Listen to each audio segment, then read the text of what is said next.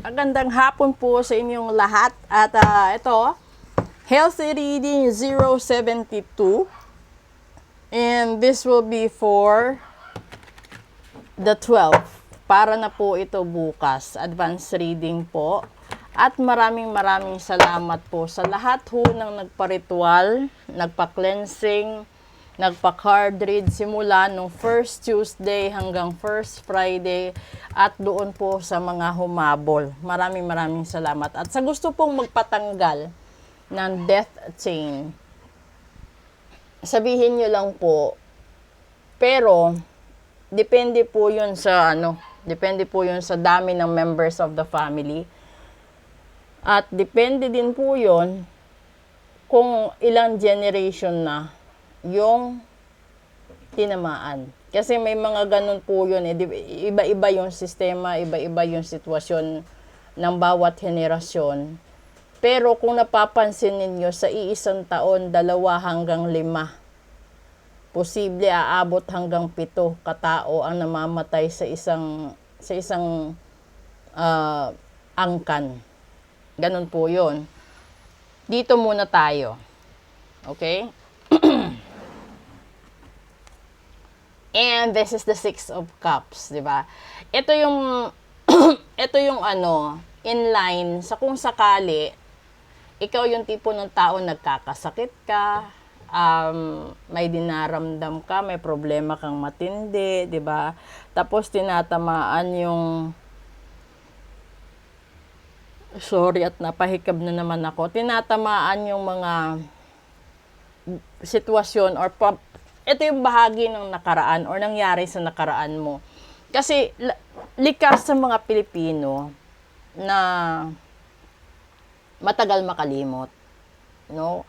Kahit sabihin natin natanggap na natin yung sitwasyon sa pangyayari natin sa trabaho, kalimitan kasi kapag minahal mo yung trabaho mo, tapos naging tapat ka, naging totoo ka, at nasira lang ito dahil sa mga taong nakikialam, sa mga taong sip-sip, di ba?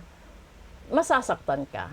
Dahil wala ka namang ginawang masama, kundi you just abide the law sa work. Ganon din yon sa school, sa pamilya. Kasi sa pamilya, siguro sa magkakapatid, hindi pa gaano ka worse yung awayan. Pero kapag dumating kasi sa punto na meron ng mga in-laws, no, yung mga nagsipag-asawa na hindi na kontrolado yung mga asawa na naging additional sa family. Kaya doon nang gagaling yung gulo. Hindi sa yung gulo hindi nang gagaling sa circle talaga ng family. Ngayon, yung 6 of Cups, this is the familiarity, this is the restoration. At saka ito yung gusto mo minsan sa tao, sasabihin mo, kung meron mang pagkakataon na makahiling ka uli, siguro ito yung makita mong muli yung magulang mo. Lalong-lalo na kung wala na sila. Kasi may mga bagay na magulang lang yung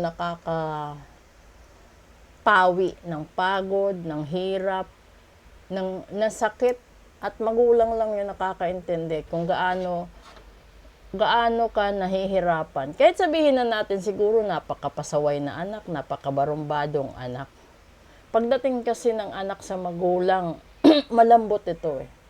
Kahit may panahon na hindi sila magkakaintindihan, pero pagdating na manumbalik yung memories, yun, lalambot ang bawat parte. Kung ito naman ay tungkol sa sakit. Kung nagkasakit ka ngayon na matindi, pabalik-balik, ito yung sakit na parang walang katapusan. Balikan mo ang nakaraan. Kasi posible yung sakit na yan dulot ng mga tao na naging bahagi ng nakaraan ninyo. So posible galing sa lolo mo, both side, mother or father, or galing sa mga relatives ninyo. Kasi yung sumpa pwedeng manahin.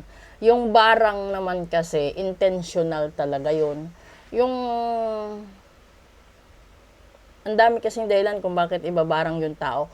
isa sa pinakamaraming barang na nahawakan ko is barang dahil sa relasyon.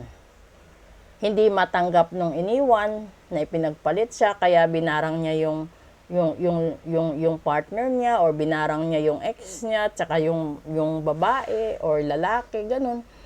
Tapos yung iba naman, nagmana ng sumpa ng kamalasan sa pera, kamalasan sa pag-ibig, kamalasan sa trabaho, lahat-lahat. Kung mapapansin nyo, kahit gaano kayo kasipag, gaano kalaki yung sahod nyo, mauubos.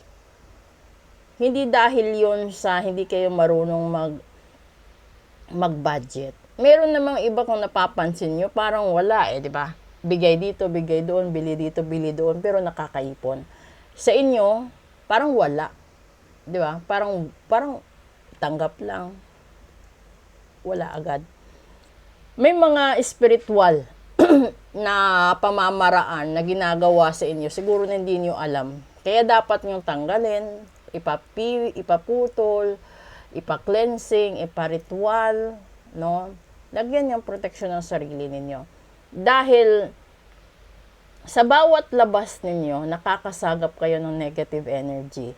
At sa bawat pasok ninyo balik sa inyong bahay, nagdadala kayo posible ng kamalasan galing sa ibang tao, kamalasan galing sa trabaho, mga ganon. So, isa pa po yun na dapat ninyong ayusin sa sarili ninyo. Kasi ang taong nagnenegosyo at nagtatrabaho, araw-araw lumalabas. Araw-araw din sila nakakasagap ng kamalasan maliban sa minamana nilang kamalasan sa buhay. So ngayon, kung ito yung gusto ninyong mangyari na matanggal, matigil, i-message nyo po ako at depende kasi yun kung ano yung sitwasyon. Hindi po pwede na general lagi yung ginagawa. But this reading is intended for March 12, which is Wednesday. Advanced reading po ito. This is the healthy reading. You should be familiar with the situation that you are in right now para alam nyo kung ano yung depensang gagawin. Papasok tayo sa Semana Santa. So, ibig sabihin nun, gagamitin ng negative energy ng ibang tao at idadagdag yung galit, yung inggit, 'di ba? Nila sa inyo para lumala ang sitwasyon. Lalong-lalo na kung meron kayong mga kaso sa korte na ipinaglalaban, kung meron kayong mga pasyente, no?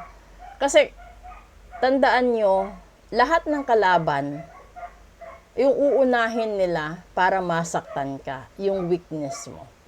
So, kung ikaw ay isang magulang, ang unahin mong lagyan ng protection is mga anak mo. Dahil alam ng kalaban na hindi mo kakayanin kapag anak na ang ginalaw. Diba? Sasabihin ng magulang, kakayanin mo, pero wag lang pakialaman mga anak mo. So, kung ikaw yung tipo ng magulang na nangangamba para sa sitwasyon ng mga anak mo, ngayon pa lang, kumilos ka na. Dahil mas mahalaga ang buhay at mas mahalaga ang anak kung ikumpara sa lahat-lahat. Okay?